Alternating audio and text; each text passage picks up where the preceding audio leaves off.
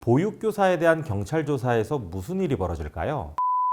합니다. 변호사를 선임해야 하나? 뭔가 숨기는 게 있는 것 같다는 인상 주는 거 아닐까? 혼자 가서 조사를 받아보고 나중에 선임할까? 이거 혼자 할 수 있을까요?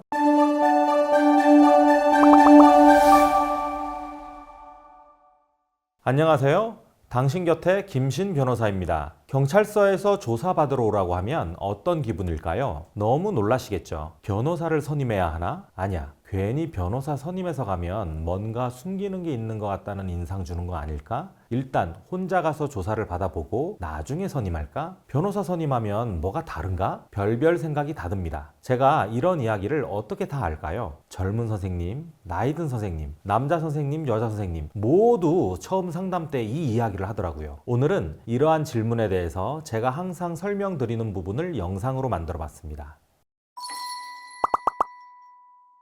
특히 보육교사에 대한 경찰 조사에서 무슨 일이 벌어질까요? CCTV를 확인합니다. CCTV는 학부모가 문제 삼은 하나의 장면일 수도 있고 60일치 전수조사를 거쳐 수사관이 선별한 수십 개의 장면일 수도 있습니다. 이건 실제로 조사를 가보기 전에는 알기가 어려워요. 각각의 영상을 보고 이러한 행동을 왜 하였는지, 좀 더 부드러운 방법으로 할 수는 없었는지, 혹시 화가 나서 감정적으로 행동한 것은 아닌지 수사관의 추궁을 받으며 방어를 해내어야 합니다. 어떻게 방어해야 할까요? 이걸 정하려면 일단 수사기관에서 학대와 일반적인 보육행위를 가르는 선을 무엇이라고 잡고 있는지 그 기준을 알아야 됩니다. 일반적인 법적 기준을 알아야 하고, 그러한 기준을 가지고 우리 사건에 적용하면 구체적으로 어떠한 기준선이 그어질 것인지 그 그림을 그릴 수 있어야 합니다. 그 다음에 그 선을 내가 넘지 않았다는 소명을 하는 것입니다. 이거 혼자 할 수 있을까요? 할 수 있는 경우도 있죠. 누가 봐도 무고성 고소인 경우에는 혼자 당당하게 가셔서 본인이 억울하게 고소당했다고 이야기하고 오면 그만일 것입니다. 그런데 나의 사건이 안타깝게도 그렇지는 않은 경우에 그럴 때가 문제입니다. 보기에 따라서는 눈살을 찌푸릴 수도 있다고 생각이 든다면 불리하게 판단될 수도 있는 부분은 오해를 풀어야 하고, 유리하게 판단될 수 있는 정황은 최대한 부각시켜야겠죠. 이거 누구랑 의논하나요? 엄마랑? 이때 사건 경험 많은 전문 변호사를 찾아오는 겁니다. 문제되는 영상을 사전에 핸드폰에 촬영을 해오는 분들이 있습니다. 영상을 같이 보면서 수사기관에서 궁금해할 만한 지점을 먼저 포착해서 의뢰인에게 사전에 물어보고 답변을 정리하는 것도 변호사의 업무이죠. 영상이 없다면 조사 전에 변호사가 할 것이 없느냐? 아닙니다. 영상이 없는 경우에는 의뢰인이 구두로 설명해주는 상황을 토대로 답변을 준비합니다. 영상이 없거나 영상이 있더라도 수사기관에서는 추가 장면들을 포착해서 기습 질문을 하는 경우가 많습니다. 이런 것들은 사실상 사전에 준비할 수가 없어요. 그렇다고 그냥 준비 없이 가야 하나요? 그렇지 않습니다. 그때야말로 공부를 하고 가야 하는 것이죠. 아동학대와 학대가 아닌 보육 업무를 가르는 기준이 무엇인지 변호사와 충분히 의논하고 그 기준에 맞추어서 수사기관 질문의 의도를 정확히 알고 해야 할 말, 그리고 해서는 도움이 되지 않는 말을 숙지한 후에 조사에 임해야 하는 것입니다. 조사를 마치고 나면 변호사는 법률 의견서를 준비합니다. 이 의견서에는 앞서 말한 학대 판단에 대한 일반적인 처리 기준 및 판례를 지적한 후에 우리 사건에서 그러한 기준을 적용할 때 의뢰인의 억울한 부분이 어떤 부분인지를 지적합니다. 변호인